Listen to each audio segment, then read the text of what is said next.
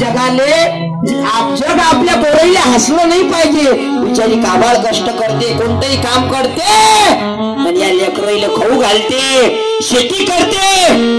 मग शेती करता करता तिले पेरावं लागते, ती शेती पराठी पेरावं लागते, सोयाबीन पेरावं लागते. बिचारीचा संपर्क हा माणसाई सोबत जास्त येते. मग खेड्यापाड्यात हे शेजारी बसलेले असतात ना ओट्यावर, झाडाखाली बसलेले लोक, त्या विधवा बाईला काय म्हणतात माहित आहे? हिचा पती गेला त्यापासून हे माणसाई सोबत जास्त बोलायला लागली. ऐकते हो तो शब्द बाई, एवढा हृदयाला लागते मावशी तिच्या, एवढा हृदयाला लागते. जाते त्या फोटोपाशी त्याच्या, रडते हो त्या फोटोपाशी. का गेले हो निघून? तुम्ही घरात होते त्यावेळी मी तुमची किंमत केली नाही, पण तुम्ही ज्या दिवशी निघून गेले मला त्याही दिवशी वाटलं नाही. पण तुम्ही आता आठवून राहिले, कारण शेजारचे लोक मला डाग लावत आहेत, माझ्या चरित्र्यावर संशय घेत आहेत. या हो घरी गेलेला माणूस परत येत नाही, परत येत नाही रे. रडता रडता तिचं 7 वर्षाचं पोरग त्या बाईपाशी येते. त्या बाईला म्हणते, आई का रडत ग, आई का रडत? बिचारी ते डोळ्यातले अश्रू पुसते, त्या लेकरासोबत खोटं बोलतो.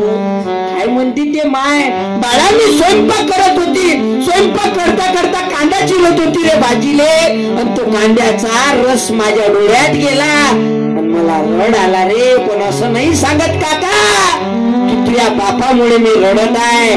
काय सांगत नाही ते माय खरं. मी जर सांगतो या पोराले की तुझ्या बाप मला सोडून गेला आणि तुझ्या बाप हा दारू पित होता आणि मला विधवा करून निघून गेला, माझा पोरगा मला आयुष्य, माझ्या पतीला आयुष्यभर हा बेवळा म्हणेल आणि आयुष्यभर माझ्या पतीला श्राप देईल की बेवळा बाप माझ्या माईला विधवा करून गेला.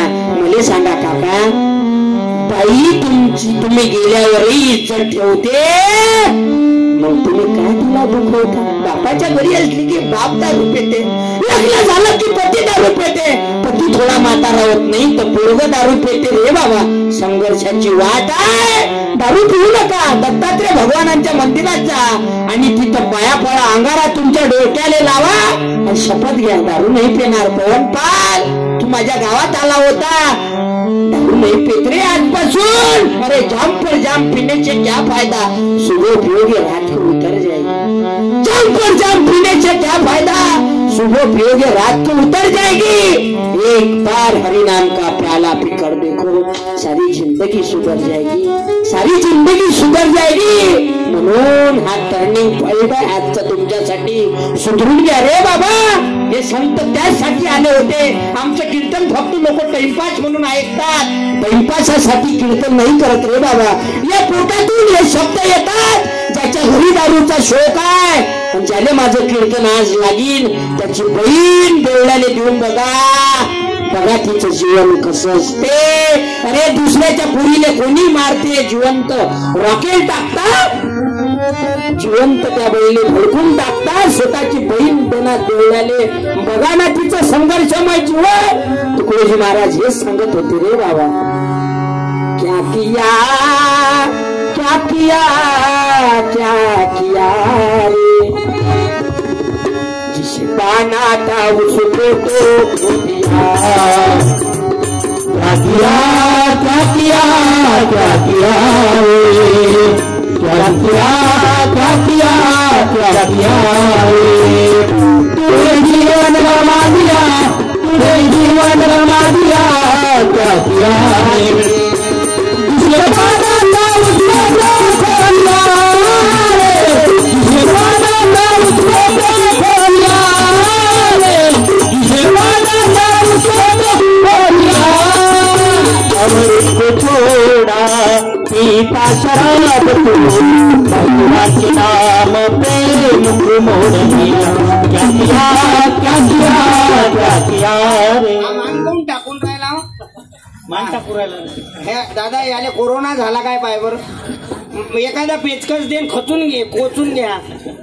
नाही बेदम झालो मी, हे असं असं करतो नाही पुरी. हे असं बांधून घे, नाही तर पचून घे आणि पटकन. अबे तुला सगळ्या गोष्टी सांगा लागून राहिल्या ना. मली घ्यायला पुरते एखादा सौंडी कर. बस झालं ते आता. हो बांधू नको. आणि महाराष्ट्रभर सत्यवान महाराज फिरत राहिले आणि या खंजिरीची कला आहे.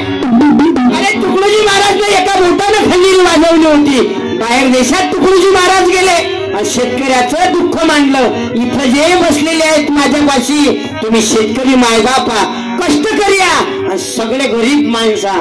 मोठ्या लोकांच्या बाया येतात का मातीत बसायले? तुम्ही माझ्या, मी तुमचा म्हणून आले, नाही तर मोठ्या लोकांच्या बाया त्या येत नाही.